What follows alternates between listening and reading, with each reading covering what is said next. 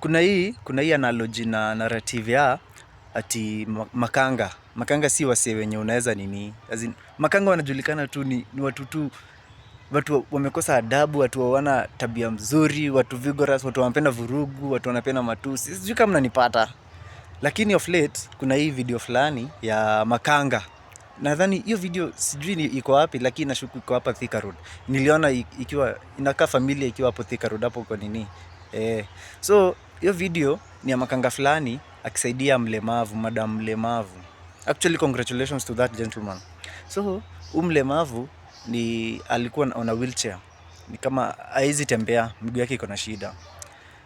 So at some point inaonekana huyo makanga akimbeba kumtoa kwa basi, akimweka kwa wheelchair yake. Ndio endelee na safari yake. Kaa kwa amefika destination that is.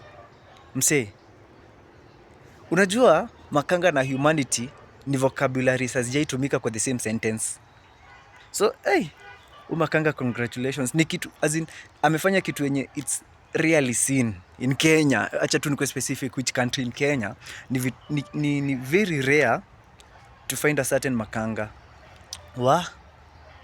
Mungu abariki hiyo makanga mahali yako. Actually, acha nionyeshe hiyo video mniambie venye mnaifikiria kuihusu. Ndio hiyo video.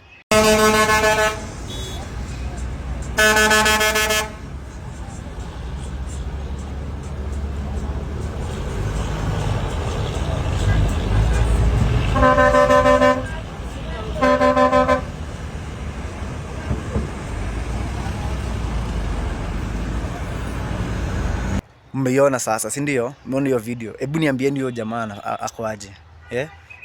Unajua juzi tumeanza unajua ni kama shetani alikuwa amekelea Super Metro Multibet 2025. Naona hii 2026 wameanza na mametano mzuri.